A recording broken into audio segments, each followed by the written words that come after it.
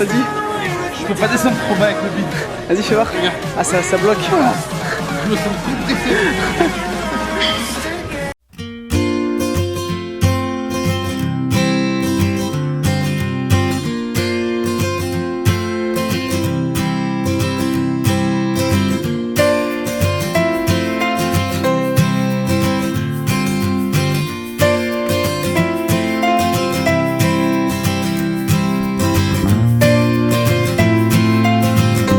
Samedi matin, c'est le dernier jour. Ah, je suis chaud et content. Putain. J'ai faim de ce qui va se passer ce soir. Donc on est exactement le 1er avril 2017, on a démarré le 2 janvier 2017, donc ça fait pile 3 mois. Ce qui compte c'est de se donner à fond, de rien lâcher. Vous avez vu, 3 mois ça peut vous paraître long, mais là maintenant, c'est Voilà, refait. maintenant je suis satisfait, franchement je suis refait. Et l'essentiel c'est je pense aussi de continuer et pas lâcher, garder la pêche. Garder la pêche.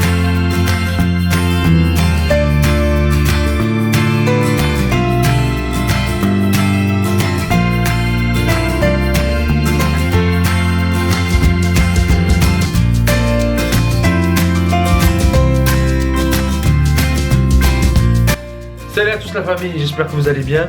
Comme vous avez vu dans le titre, je vais parler avec vous des obstacles que j'ai pu rencontrer quand j'ai perdu mes 15 kilos. Comme vous le savez ou pas, j'ai perdu 15 kilos avec un programme Train With Me, donc de Body Time. Bon, c'est pas le programme qui fait que j'ai rencontré des obstacles, c'est moi, je me suis mis des obstacles. Ce sont des obstacles, voilà, qu'on se met tous ou pas d'ailleurs. Vous me direz en commentaire et on va parler de tout ça tranquillement. Le premier obstacle que j'ai eu, je vais essayer de vous le dire doucement, c'est cette putain de balance de merde. Ça a été un obstacle. T'as l'impression que cette balance elle te fait tout le temps chier. T'as l'impression qu'elle est tout le temps là à te suivre, qu'elle te persécute. Du coup, d'après vous, quel a été mon réflexe? Eh ben, il est tout simple mon réflexe. Au bout du 2e jour de muscu, je suis allé me peser. Putain, ça sent grave, bordel!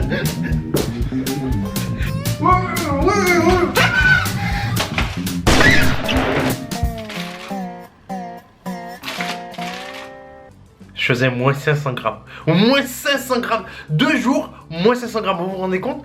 J'ai explosé de joie. Et ensuite, je me suis mis à faire des calculs.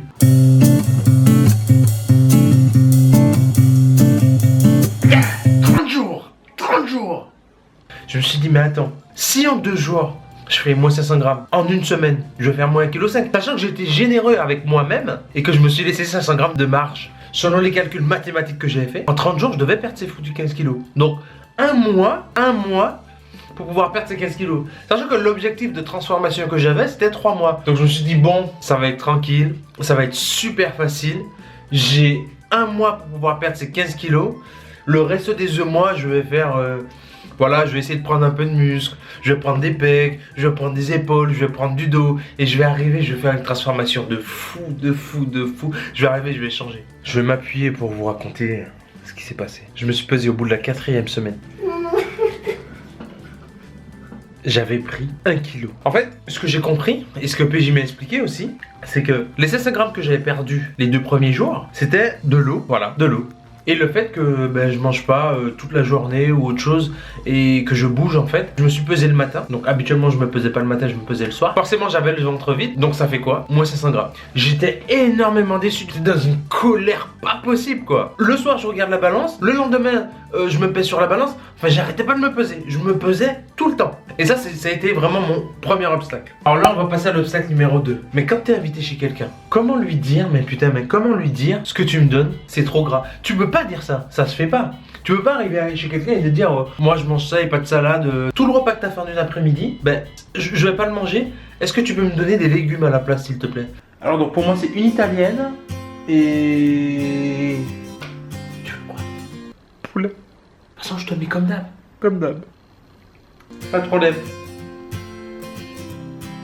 Le plus difficile c'est de savoir dire non ou pas cette fois. Ou avant l'invitation lui préciser que vous ne mangerez pas ça ou ça. Mais c'est un peu quand même délicat à dire selon votre entourage ou selon si la personne comprend ou pas. Et je pense que avant d'entamer une transformation ou de maigrir ou autre chose, il faut pouvoir en parler autour de soi. Et là on va passer à l'obstacle numéro 3. Celui-ci m'a fait mal. Je suis très sucré. Je suis très sucré. Et forcément, quand t'es très sucré, les jus, c'est quelque chose que t'aimes beaucoup. Moi, j'aime énormément les jus. Et j'en aime un particulièrement, mais celui que j'aime, Je crois que c'est le plus calorique. Ce sont les jus de raisin. Pour un verre de jus de raisin, donc quand je dis un verre, c'est pas le grand verre, hein, c'est un petit verre normal, 125 ml. Pour un petit verre, ça fait 88 calories.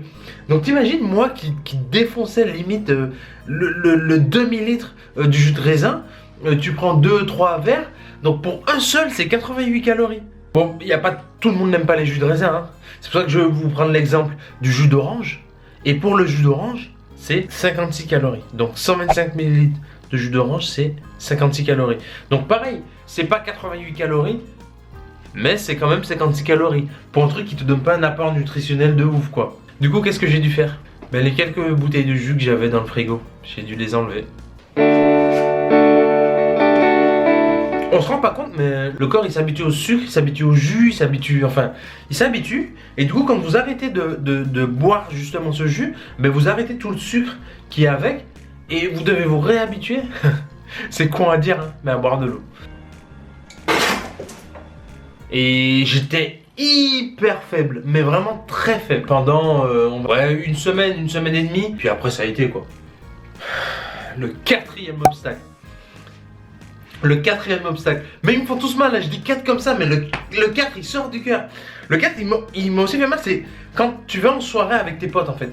Quand tu vas en soirée avec tes potes, alors je dis pas que je bois comme un trou, hein, mais t'as quand même envie de boire un petit verre.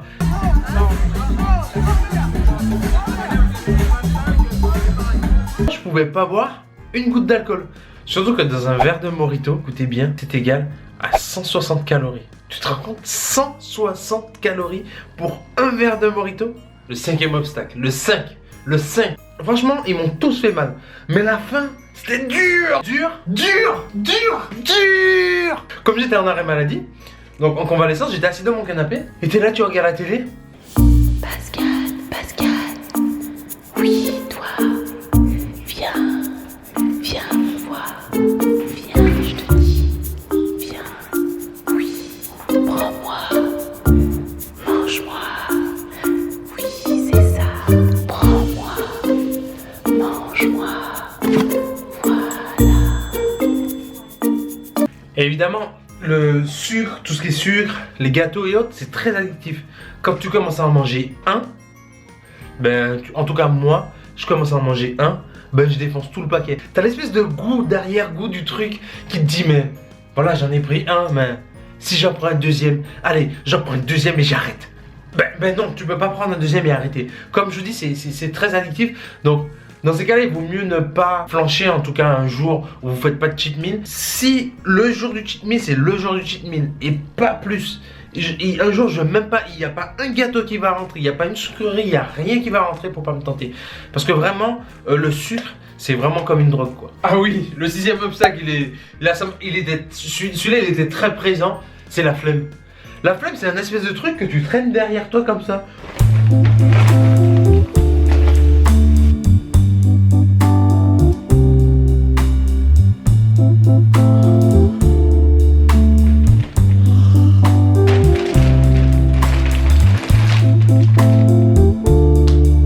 J'avais tout le temps la flemme. Donc la flemme, c'est un truc de fou. Et tout naturellement, le septième point, d'accord, le septième point, c'est le truc qui va avec la flemme. Ce sont les excuses. Les excuses, c'est un truc de malade. Quand tu te mets à te trouver des excuses, tu peux plus rien faire, c'est mort. Les excuses, je m'en suis tellement trouvé que j'ai pensé en fait à sortir un livre. J'avais fait une espèce de le livre des excuses. Ou bien même ouvrir un site, toutes-les-excuses.com. Franchement, j'ai vraiment pensé à faire quelque chose avec les excuses. Parce que le nombre d'excuses que je me suis trouvé, c'était un truc de fou. Non mais je vais toute la semaine à l'entraînement, j'ai jamais le temps de me poser.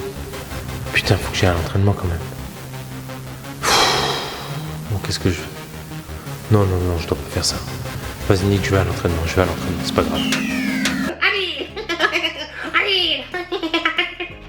Et en fait, quand tu te trouves des excuses pour ne pas aller t'entraîner, c'est que t'es au summum. T'es au summum de la flemme en fait. T'es tout en haut de la flemme en fait. Cérébralement, t'es mort. Tu peux plus rien faire.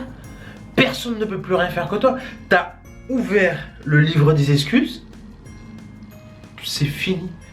Donc pour moi, ce que je conseille, c'est avant de se poser, chez soi ou autre chose, c'est de pas laisser le temps en fait. Et moi, une fois que je suis sorti de ma convalescence, ben, c'est ce que j'ai fait. Et même quand j'étais chez moi, ben, le matin, dès que je me levais, je me laissais pas le temps. Je me levais, paf, j'allais à la muscu. Je revenais du boulot, j'entrais même, soit je rentrais pas chez moi, ou soit avant de partir au boulot, ben, j'allais à la muscu. Il n'y a pas le choix. 8e et dernière étape sont les fêtes. Donc les anniversaires, Noël, qui va arriver bientôt.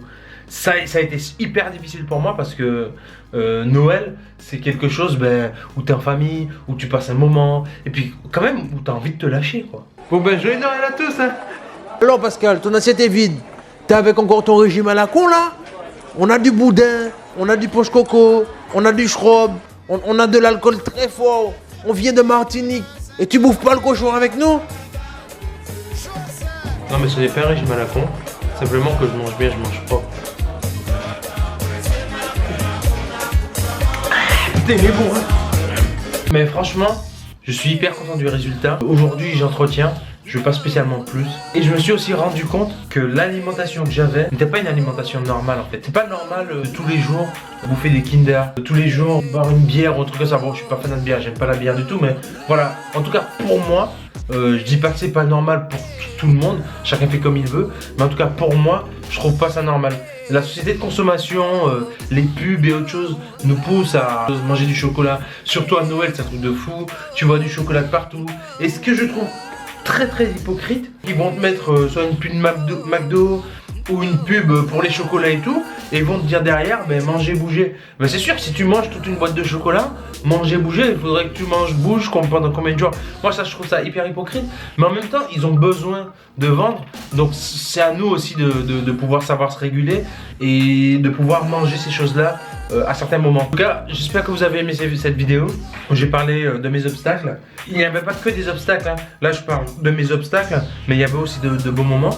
Je tiens aussi à remercier vraiment mes frérots de Bodytime, donc Alex, PJ, qui m'ont vraiment aidé sur ça, leur programme qui est vraiment très bien, donc j'ai mis en lien dans la description et autres. Maintenant le programme est très très bien, mais voilà, il n'y a pas que le programme qui fera que votre réussite. Si vous achetez un programme et le programme vous y tenez pas, bien sûr le programme ne va pas marcher. Derrière il faut une vraie volonté de vouloir se muscler, de vouloir être bien dans sa peau. Moi aujourd'hui je me sens très très bien dans ma peau. Bien sûr il m'arrive de grossir un tout petit peu, mais c'est pas reprendre 15-20 kilos. Je vais reprendre 2-3 kilos et puis après je vais les perdre. Parce que voilà, les choses de la vie, j'ai 2 enfants, je travaille, les choses de la vie font que j'ai pas toujours le temps d'aller m'entraîner. Mais en tout cas je garde la ligne et je garde une bonne alimentation, j'aime beaucoup ce que j'ai. Donc merci à tous d'avoir suivi cette vidéo. J'espère que ça vous a plu. N'hésitez pas à mettre des commentaires si vous vous reconnaissez dans l'un des obstacles, si vous essayez de maigrir, si vous essayez de perdre. En tout cas, merci d'avoir suivi tout ça. Et n'oubliez pas quelque chose. Je vous kiffe. Je suis motivé comme jamais. La grande nouvelle, c'est je me sens bien, je me sens léger. Peut-être que j'ai perdu des kilos. Ouais. Une grosse déception. Pris un peu de poids, je sais pas comment ça se fait. Pourtant, je me sens beaucoup plus mince. Bon, je reviens après ma grosse désillusion. Ma grosse désillusion. Je voudrais quand même faire passer un message. Celui qui a inventé la balance, c'est une merde. Voilà.